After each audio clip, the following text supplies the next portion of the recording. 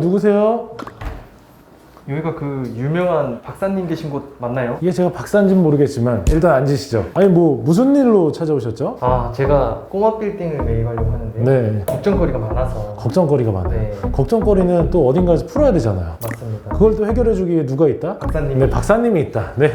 첫 투자라서 너무 고민이 많아서 찾아왔어요. 당연하죠. 이게 작은 돈이 아닌데 뭐 쉽게 슈퍼 가지고 과자 사는 거 아니잖아요. 고민이 많을 수밖에 없죠. 또 이거 산다고 해서 팔리나 이런 것도 고민이 되고, 그래서 이런 거를 항상 고민하고 있는 많은 분들을 위해서 제가 솔루션을 주기 위한 이 방송을 준비했습니다. 네, 그러면 오늘 첫 번째 의뢰인께서 궁금해하시는 것이 어떤 건지 보여주시죠. 제가 고민하고 있는 물건을 보시면 지금 건물이 너무 앞으로 나와 있어요. 건물이 앞으로 나와야죠. 그럼 뒤로 들어가면 어떻게 합니까? 네, 신축을 했을 때 좀 네. 뒤로 들어갈 수 있지 않을까. 대로변에는 또 전면에서 후퇴라죠. 3m. 그래서 이 건물을 지으려고 사시려고 하나요? 네. 그런데 어떤 게 궁금하시죠? 대로변에 있고 3종에 있고 역에서 가까운데 고민되는 게 뭐가 있을까요? 땅이 지금 너무 작다 보니까 네. 뒤로 이제 후퇴를 하게 되면 이 땅의 가치를 살려서 지을 수 있는지. 그거는 건축사님이랑 알아보셔야죠.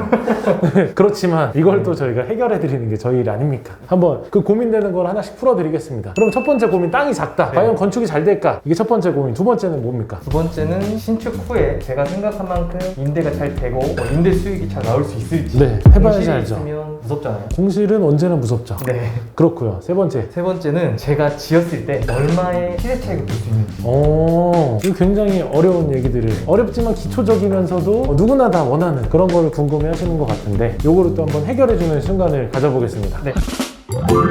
현재 건물 같은 경우는 장충동, 동대입구, 신라호텔 건너편에 있네요. 여기가 이제 그 족발골목으로 유명하죠. 한마디로 먹자 상권이 형성이 잘 되어 있는 지역 중에 하나입니다. 좋은 위치의 건물을 또 검토하고 계시네요. 근데 땅이 28평에 어떻게 짓냐 라고 하셔가지고 고민이 많으신데, 작은 땅에다 건물을 짓는다 라고 할 때 제가 팁을 하나 드리고 싶습니다. 28평에 지은 건물들을 찾아봐야죠. 결국에는 사례입니다. 부동산도 어차피 비교사례 거래법으로 시세를 파악하는 것처럼 주변에 있는 사례든 아니면 이런 비슷한 사례들을 찾아봐야 되는데, 제가 그런 비슷한 사례를 준비했습니다. 제가 첫 번째 사례인데 몇 평에다 지은 건물인지 아십니까? 땅이 작아 보이는데 또 건물은 커 보이네요. 사진을 잘 찍었어. 네. 예술이야. 이 건물이 무려 25평에다가 지은, 28평에도 이렇게 멋있는 건물을 지을 수 있다는 거죠. 25평도 이렇게 나옵니다. 물론 작아요. 클 수가 없지. 그래도 충분히 건축물다운 건축물, 누가 언제든 다 말했듯이 꼬마 빌딩이 될 수 있는 거죠. 그래서 이렇게 멋있는 건물이 지을 수 있고, 여기도 지하 1층부터 지상 4층까지 했는데 뭐 용적률, 건폐율 문제가 있겠지만 한 층당 한 10평, 15평 정도 수준으로 건축이 가능해서, 실제로 10평, 15평이 물론 작을 수 있겠지만 충분히 임대를 놓는 데는 문제가 없는 면적이라는 거죠. 특히 위치가 좋은 데 같은 경우는 좀 소형으로 해가지고 카페 들어가 있는 거 있죠. 뭐 예를 들어가지고 쑥섬역 앞에 보면 이디야가 거의 20평짜리 건물 올라가 있어요. 이런 스타일로 임대를 놓을 수 있다는 거죠. 그러니까 한마디로 건축에는 이런 사례, 첫 번째 사례가 있고요. 요거는 몇 평에다 지은 건지 아실까요? 한 25평 정도 되지 않을까요? 30평 정도 됩니다. 30평에 엘리베이터까지 있어요. 아까 전 사례 같은 경우는 1층에다가 주차장을 한 개만 만들고 건물을 좀 좁게 올렸다고 하면, 얘는 1층에다가 주차장을 만들고 차라리 위쪽으로 높게 올려가지고 지은 건물. 30평에도 이렇게 멋있는 건물이 있죠. 물론 사진을 잘 찍긴 했는데 그래도 이게 건물의 현실적인 모양인데요. 한남동에서 보이더라고요. 그렇죠. 내부도 이렇게 모양이 이렇게 있어요. 네. 이렇게 주차장을 하고 이렇게 건물을 구성을 한 거죠. 엘리베이터도 있어요. 멋있죠?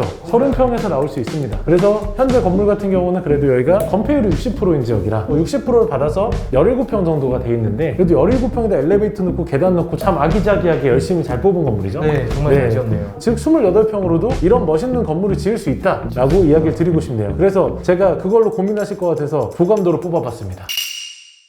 이 건물의 조감도인데요. 이런 건 이제 사실 건축사님께 문의를 하시면 좀 떼실 수 있는데, 또 미리 준비를 해주셨네요. 그렇죠. 28평에다가 건물을 이런 식으로 지을 수 있다는 거죠. 멋있죠? 네. 네. 그래서 이 건물을 만약에 산다, 이 땅을 내가 산다 라고 했을 때 이런 건물의 예상을 받을 수 있습니다. 네. 그러면 이 건물에 대한 규모가 있을 거잖아요. 건물 현재 규모가 지하 1층에 지상 4층 규모, 그래서 52제곱미터, 약 15평 정도 되는 면적이죠. 네. 그래서 한 층 15평 정도 기준으로 지하는 한 17평 정도, 그 다음 지상층은 10평에서 13평 정도, 그 정도로 저희가 구성이 되고, 전용 면적도 약 9평에서 10평 정도 수준으로 나온다라고 이야기를 드리고 싶네요. 네. 그래서 지금 여기 의뢰인께서 물어보신 이 땅 같은 경우는 이렇게 지어가지고 움직이면 된다라고 이야기를 드리고 싶네요. 과연 그럼 임대료는 얼마나 나올까요? 이것도 궁금하지 않을까요? 들어올 수 있는 업종이나 네. 임대료 정말 궁금하죠. 현재는 약간 오피스형으로 건물을 짓는데, 카페를 해도 괜찮을 것 같아요. 그 대로변의 상징적인 작지만 아름다운 카페로 만들 수도 있고, 요즘 같은 경우는 신축 건물에 이렇게 위치 좋은데 땅 잡더라도 좀 아기자기하게 안전하게 들어가 있는 건물들도 충분히 임대가 가능합니다. 그래서 현재 임대료가 문제죠. 그래서 임대료를 내가 많이 받으면 좋겠지만 뭐 예상적으로 생각할 때는 임대료 한 800만 원 정도까지는 충분히 받을 수 있는 건물이 되지 않을까라고 생각이 드네요. 그래서 이 건물을 이제 얼마에 그럼 팔면 되죠? 네, 박사님이 보시기엔 그럼 제가 얼마 정도에 다시 팔 수 있을까요?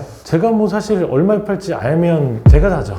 아시잖아요. 내가 그만큼 노력하고 씨를 뿌린 만큼 결과가 온다라는 거잖아요. 결국에 건물을 짓는다라는 거는 굉장히 고난의 시간입니다. 네. 왜냐하면 땅을 사서 설계비도 내야 되죠. 건축을 하려면 건축비도 내야 되죠. 또 그동안에 이자를 내야 돼요. 그래서 그걸 예상으로 사실 계산을 많이 해봐야 되는데요. 예를 들어 28억에 땅을 사서 취등록세를 내겠죠. 그 다음에 건축비, 그다음 설계비 이런 걸 다 따져서 대략 35억 정도가 들더라고요. 이제 매각을 해야 되겠죠. 그럼 매각을 하면 얼마에 팔 수 있냐. 그래서 아까 전에 말씀드린 한 1억에 800 정도 임대료를 받을 수 있을 때 약 43억 정도? 요 정도면 충분히 빠르게 매각이 가능한 상황이 아닐까라고 생각이 드네요. 실제로 건물을 이렇게 지으면 이 가격보다 더 높게 받으실 거예요. 이거는 뭐 제가 장담할 수는 없겠지만 보통 대충 사례가 그래요. 뭐 이 정도는 시장에서 충분히 거래될 수 있는 사례다라고 컨설팅을 해드리더라도 나중 되면 이거보다 더 높게 팔리는 게 일반적이라서 이 건물 같은 경우는 미니멈 43억 이상은 충분히 가능한 가치가 있지 않을까라고 생각이 듭니다. 물론 예상입니다. 그냥 이런 컨설팅 충분히 그냥 예상은 할 수 있는 거니까 그래서 이런 식으로 계산을 해서 투자는 이렇게 하면 된다라고 이야기를 드리고 싶네요. 궁금증 해결되셨나요? 네, 궁금증 아주 시원하게 해결을 해주셨는데 네. 제가 아무래도